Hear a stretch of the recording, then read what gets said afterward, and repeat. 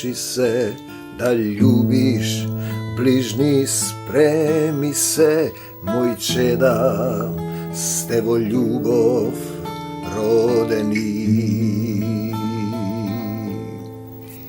Sine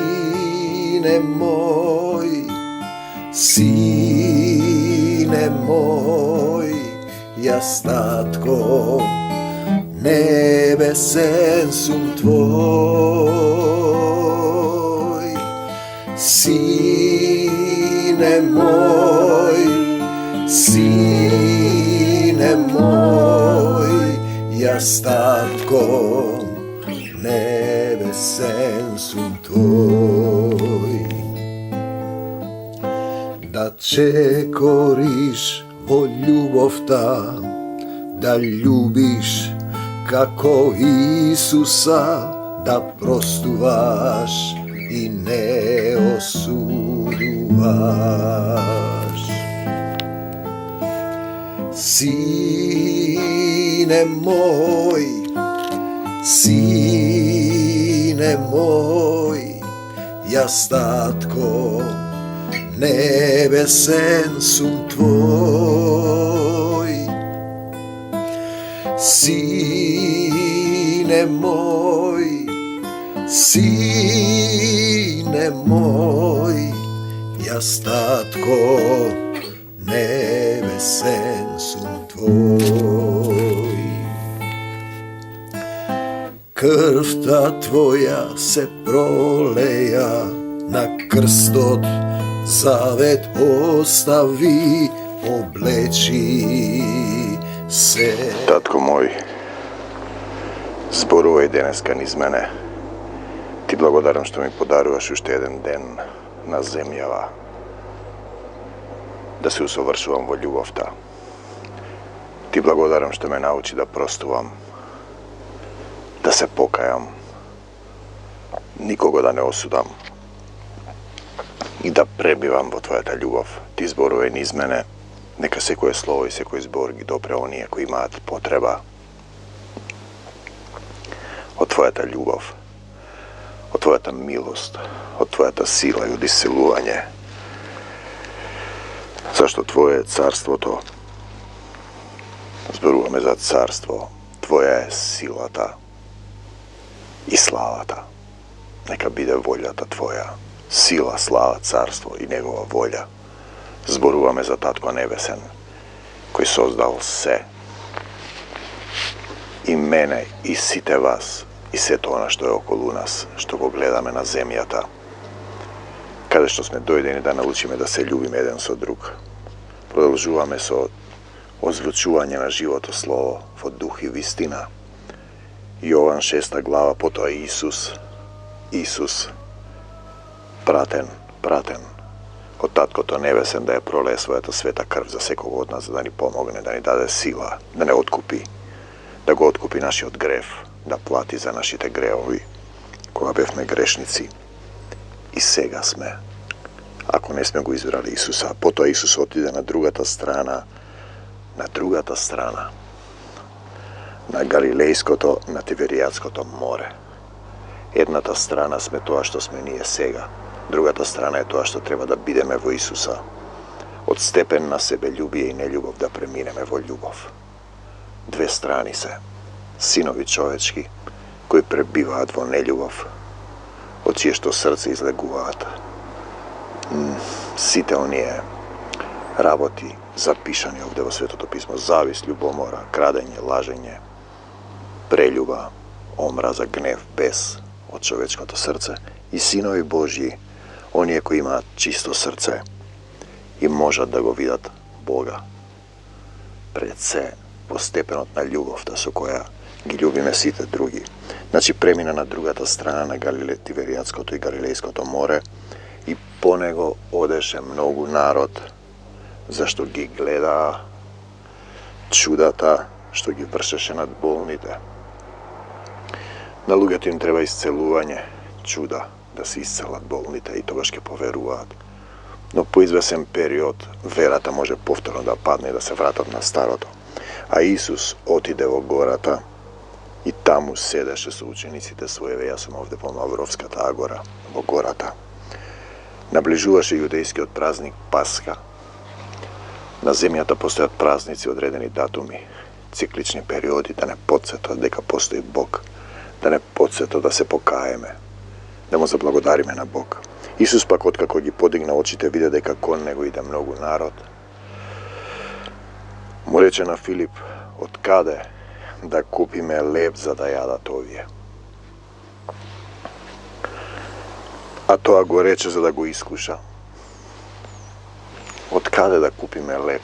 Добро прашање. Се случува нешто. На здравје. Се случува нешто и одеднаш викаш од каде ќе биде, како ќе биде, и тоа се случува. И ако се препуштиш на Божјата волја, тоа е таа приказна. А тоа го рече за да го искуша, зашто сам знаеше што ќе направи. Филип му одговори, не ќе им биде доволно леб за 200 денари, па да добие секој од нив помалку.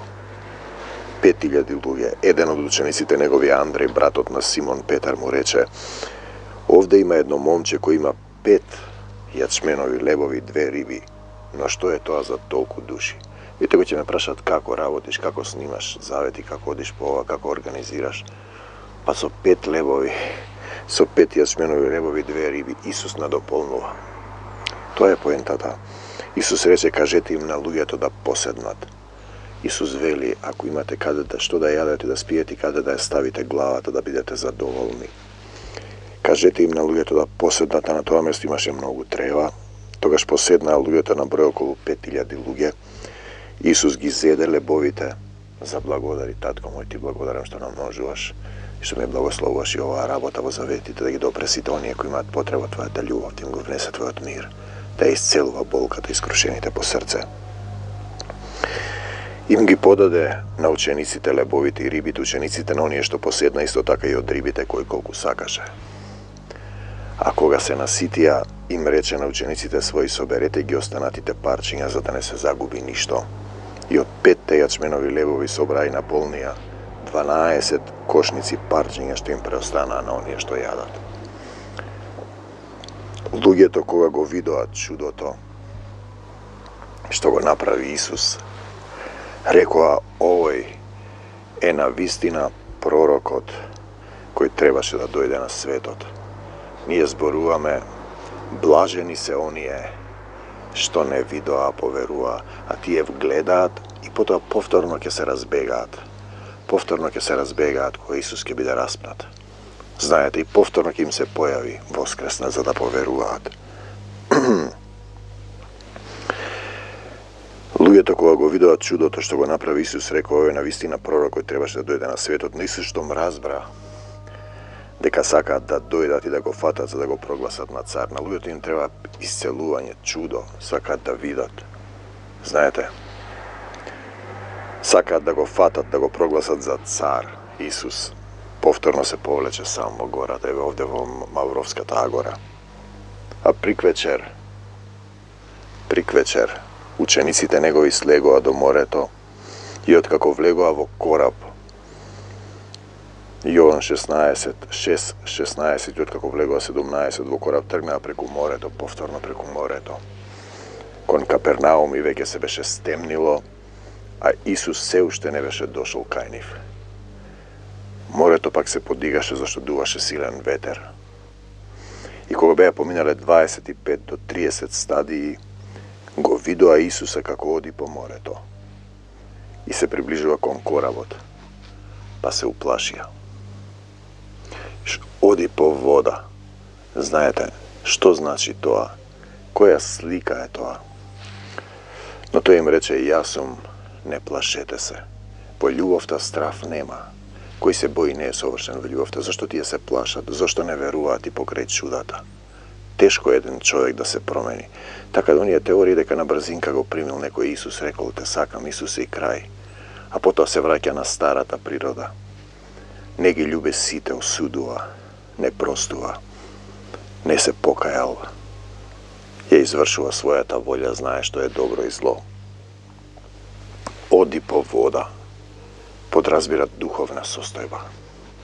нематеријално тело, духовно. Ние сме се уште заробени во духовното тело. Тие сакаат да го примат во коработ и веднаш коработ пристигна до брегот каде што одеа. Тој ни покажува слики премин од една на друга страна, секогаш има бура. Од твојата страна кога ќе преминеш кон Исус, сатаната сака да те потопи. Можеш да одиш по вода, ако пребиваш во Исус, во духот.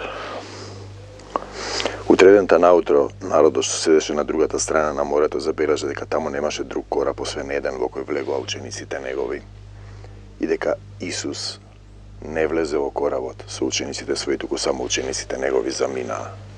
Слава ти, Господи Исусе Христе. И други кораби дојдоа од Тиверијада, близу до она место каде што беа јале леп, се расчуе и после ќе почнат да додат на тоа место да прават култ на местото, култ на бањата. И ќе чекаат повторно исцелување, не размислувајќи дека нашиот татко, Небесниот Отец, е се присутна љубов и тој е присутен насекаде. Не е потребно да одиш на некое место. Најдобро да е присутен во твоето срце. Наместо да одиш на некое место, најдобро да го отвориш своето срце и да го примиш Исус, да го распламти твојот заборавен, заспан дух, да го разбуди ангелот во тебе. Со распламтен дух да изгориш се што не е од Бог. И други кораби дојдоа во Тиверијада, близу до на место каде што беа Јалеп, откако Господ заблагодари, и кога видоа луѓето дека Исус не беше таму, ниту учениците негови, влегоа сами во кораби и дојдоа во Капернаум и го бара Исус. Овде има еден стих, тајната криена со векови, дека Исус, Синот на Севишниот Бог, е внатре во нас. Тоа е поентата. Ние зборуваме за духовен свет, а тие гледаат слики од телесниот и како мали бебиња си цртаат боењки со Библијата, си прават деноминации, се расправаат која црква е вистинската и со тоа стануваат прелюбодејци, бидејќи црквата е на Исус Христос. И штом го видоа, го најдоа оде морето, му рекоа: Рави, кога дојде овде? Видете, кога тој дојде овде, тој е во духот се присутен. Тоа е сликата за тоа. А Исус им одговори: вистина ви велам, вие не ме барате затоа што видовте чуда, туку затоа што јадевте од лебовите и се наситивте. Едно телесниот човек му е важно да има пари, да има леб, да јаде, да има 3 куќи, 10 стана, да има жени, деца, повеќе, да има. Суштината е да бидеш, да се движиш во духот, не во телото. Работете, еве го ни стих, за храна што не се расипува. Ние работиме за храна што не се расипува, да работиш за Царството Божјо. Туку за храна што останува за вечен живот и која ќе ви ја даде Синот човечки, под наводници, зашто врз него ставил печат Бог Отецот. Татко мој, те молам да ставиш печат и врз мене, врз мојата душа. И да ми помогнеш со Исуса Христа, да станам Син Божји, комплетно да се претопам во Твојата љубов, со потполна возраст на Христовата полнота. Исполнет со Твојот дух, ти зборувен из мене, да извршувам само Твојата воља и да бидам пратен. Зашто врз него ставил печат Бог Отецот, а тие му рекоа: што да правиме за да извршуваме Божји дела? Добро прашање. За да бидеш Христов слуга, што треба да правиш? Па да го љубиш својот ближен како себе си. Кој е твојот ближен? Сите. Посебно непријателите твои. Исус им одговори и рече: Божјото дело е ова, да поверувате во оној кого го испрати тој. Тоа значи да поверуваш во оној. Ти, ако веруваш за нешто, ти си спремен да го дадеш и својот живот. Значи, да биде испратен, и ти треба да бидеш испратен. И ти да постапуваш како него. А тие му рекоа: каков знак ќе ни покажеш да видиме и да поверуваме? Тие бараат знак. Знак, чудо. 100 чуда да им направиш, пак нема да веруваат. Татковците наши јадеа мана во пустината, како што е напишано: леб од небото им даде да јадат, и марморе, а сакаме да се вратиме, сакаме ова, неќиме, и изгинаа во пустината. Тоа што го зборувате, тоа ви го давам, се обидувам овој принцип да им го објаснам на луѓето што зборуваат многу, што пишуваат, што рецитираат, што прават сценарија и уметност, да размислат за зборовите, бидејќи за секој лош збор што ќе го изговорат луѓето кои се материализираат понатаму, посебно некои драми. Čovjeko teško se menува. Slava ti, Gospodи Isuse Hrisте. Zašto lebod Božji je onoj. No Isus im reče, vistina vi velam, ne vidade Mojsej lebod nevod. Туку мојот татко ви дава вистински леб од небото. Тие зборуваат за телесен леб, он ви зборува за духовен леб, за 5 леба и 2 риби. 5 или 3, сеедно, за 5000 луѓе. 5000 денови, 5000 години, како денот од вчера. Зашто лебот Божји е оној кој слегува од небото. И потоа тие прават прича со леб и вино. И тие го разбират буквално. Прича со леб и вино е кога ти ја извршуваш волјата на оној што го прати. Ти тогаш јадеш храна што тие не ја знаат, да ја извршуваш волјата на оној што го прати. Тоа е леб и вино, па така е пишано. Мојата храна е да ја извршувам волјата на оној што ме прати, а тоа е да ги љубиш сите. Тогаш му рекоа, Господи, давај ни секогаш од тој леб. Па тој леб е достапен. Потребно е да клекнеш на колена и да речеш, прости ми, Господи Исусе Христе, сакам да дојдеш во моето срце и да ми помогнеш. Дојди во моето срце и помогни ми. А Исус им рече, јас сум лебот на животот. Кој доаѓа кај мене нема да огладни. И кој верува во мене нема никогаш да ожедни. Ние зборуваме за духовна глад и жед. И за телесна. Но ви реков, вие ме видовте и не верувате. Затоа е тој стих, блажени се оние што не видоа, а поверуваа. Се што ми дава Отецот ќе дојде кај мене. Пазете, татко, син, татко небесен, син сооднос. Кој доаѓа кај мене, нема да го испадам надвор. Исус, зашто јас слегов од небото. Пазете, не да ја извршувам мојата волја. Исус, ни јас тихо. Туку волјата на Отецот кој ме прати. Значи, тоа е тоа што треба да го научи секој христијанин. Не својата волја. Волјата на Отецот. Кога ќе почнете да правите разлика, што да направам денес за тебе, Исусе, и ќе почнете да работите за Царството Божјо. А тие си постапуваат по својата волја, после се молат Исусе вака, Исусе така, и како Исус да е келнер. Знаеш, има еден стил на надмено молење. Исусе, ние сега овде да ти кажеме, тебе ти не знаеш некои работи. Знаеш, Исусе вака, Исусе така, па не му викат Исусе, него Господе, Господе. А ние зборуваме за татко и дете. Волјата на Отецот кој ме прати е ова од се што ми дал, од се, секое колено, да се свитка пред Исуса, да клекне, да не загубам ништо, туку да го воскреснам. Што значи тоа да воскресне добро? Прашање, луѓето имаат своји замисли. Во последниот ден, којето е последен ден, па имаш броени денови на земјата, време да се покаеш, да љубиш, да не осудуваш, да простуваш и со срцето да разбереш кој си, што си, зашто си овде и каде треба да одиш и како се љуби. Јас сум, вистина ви велам, кој верува во мене, вели Исус, кој верува во него има вечен живот. Ние нема што да се грижиме. Ние сме овде привремено како во една драма која ќе заврши. Ќе се искине завесата, телото ќе оди во земја и со душата ќе се представиш пред Бога. Јас сум лебот на животот. Исус, татковците ваши јадеа мана во пустината и умреа, телесен леб, иако фрлан од небесата. Ова е леб што доаѓа од небото. Ова е леб што доаѓа од небото. Оној кој јаде од него нема да умре. Како е да јадеш, па да исполнуваш волјата на оној што го прати, да љубиш. Тоа е поентата. Јас сум живиот леб што слезе од небото, кој јаде од овој леб ке живее вечно. Значи храна што вие не ја знаете, а лебот што ќе го дадам јас е моето тело, он го дава своето тело за браќата, што ќе го предадам за животот на светот. И тие поставилат човек кој јаде, да како да јадам, како да пијам, па да извршуваш волјата на оној што го прати. Слава ти, Господи Исусе Христе. Исус им рече, вистина ви кажувам, Ако не го јадете телото на синот човечки, не ја пиете крвта негова, не ќе имате живот вечен. И тие тоа го разбираат телесно. Кој го јаде моето тело и ја пие мојата крв, има живот вечен и јас ќе го воскреснам во последниот ден. Зашто моето тело е вистинска храна и мојата крв вистинско питие. Кој јаде од моето тело и пие од мојата крв. Кој јаде од моето тело и пие од мојата крв.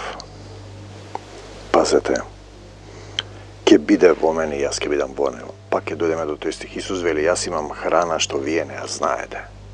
Мојата храна е да исполнувам волјата на оној кој ме прати. Тој зборува за таа храна, за духовна храна. Како што ме прати живиот Отец, и јас ќе живеам преку Отецот, така и тој што јаде од мене ќе живее преку мене. Ова е лебот што слезе од небото, а не како татковците ваши што јадеа мана и изумреа. Кој јаде од овој леб ќе живее довека. А тоа е, ако ги љубиш сите, ако се претопуваш во љубов, тогаш го јадеш Исусовото тело и ја пиеш неговата крв, направена слика, зашто крвта Исусова се пролеа. Тој го раздаде своето тело, како последната жртва. И потоа вели, милост сакам, а не жртви. Ова го каже Исус во синагогата, кога поучуваше во Капернаум. Тогаш мнозина од учениците негови, откако го изслушаа, тоа рекоа, тешки се овие зборови, кој може да ги слуша. Навистина е тешко да му објасниш на некој христијанин дека треба неговата волја. Тој не прави разлика од својата до неговата. Тој само својата ја има, не може да направи разлика. Што значи да се откажеш од своето? Да оставиш се земно. Да оставиш нешто. И непријателите да ги победуваш со зло, со добро, да им натрупаш жар на главата негова. А Исус, знаејќи во себе дека учениците негови негодуваат заради ова, им рече, зар ова ве соблазнува? А што ако го видите синот човечки, како се вознесува горе, како што бил порано на небесата? И повторно доаѓаме до она, духот е тој што оживува, телото ништо не помага, ползува овде. Зборовите што ви ги кажав се дух и живот. Зборовите ако се дух, ако сте вие телесен, тие не можат во вас да оживеат. И вие не ги разбирате, тогаш словото убива, а духот оживотворува, тоа се однесува на тоа. Но имам меѓу вас и некои што не веруваат. Исус знаеше од почетокот кои се тие што не веруваат и кој е тој што ќе го предаде. Значи зборува за неговите апостоли, за луѓе во црквите, не за тие што се надвор. И рече, затоа ви зборувам дека никој не може да дојде кај мене ако не му биде даден од мојот Отец. Од тоа време мнозина од неговите ученици се повлекоа и не одеа веќе со него. Тоа е состојбата. Ке се повлечат. Значи, никој не може да дојде при него ако не му даде Отецот, зашто тој знае што имате вие во срцето.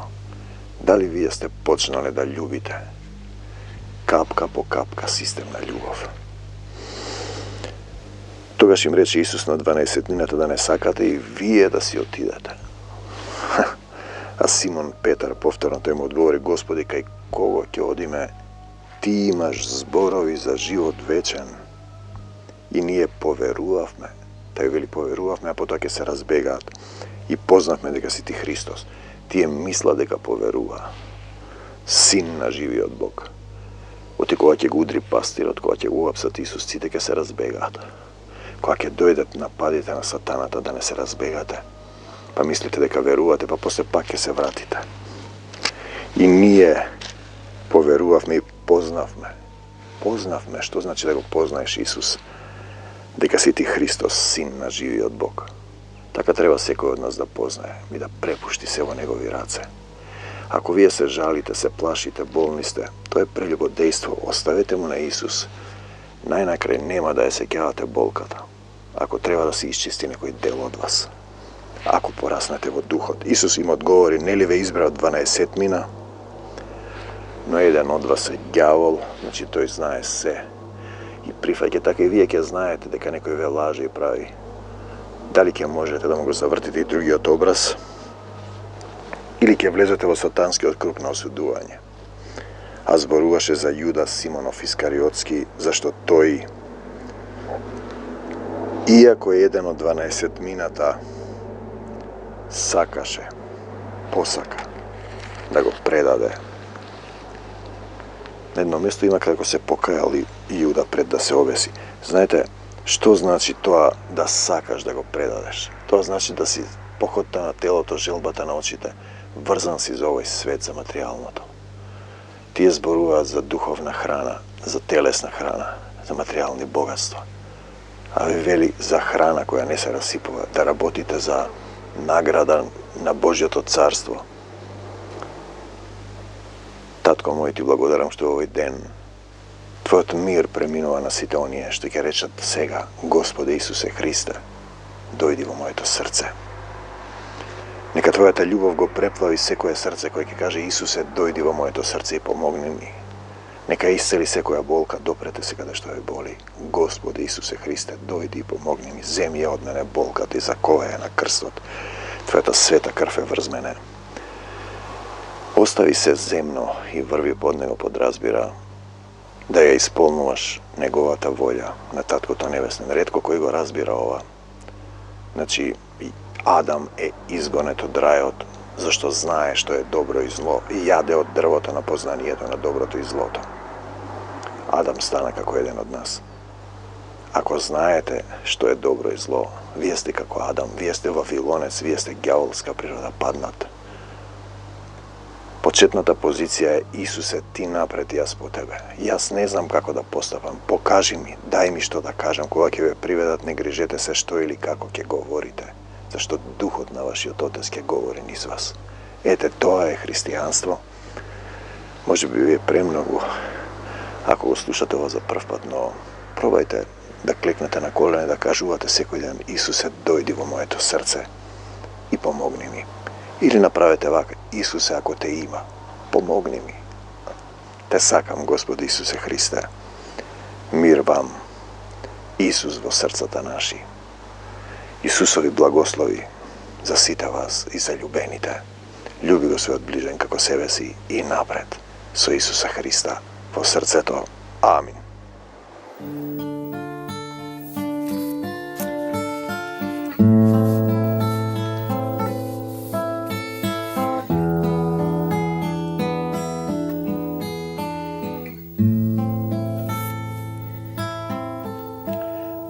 Љубов усоврши се, да љубиш ближни, спреми се, мој чеда, сте во љубов родени. Сине мој,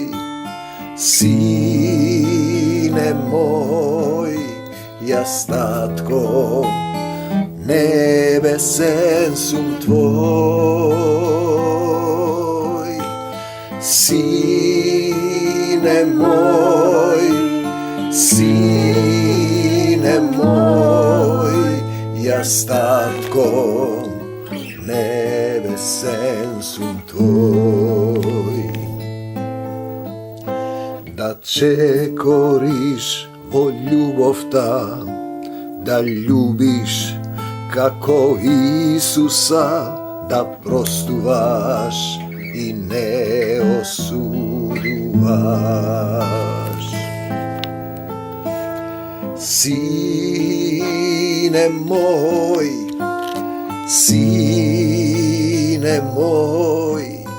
јас татко небесен сум твој.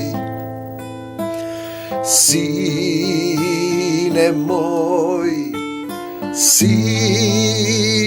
мој, јас татко небесен сум твој. Крвта твоја се пролеја на крстот, завет остави, облечи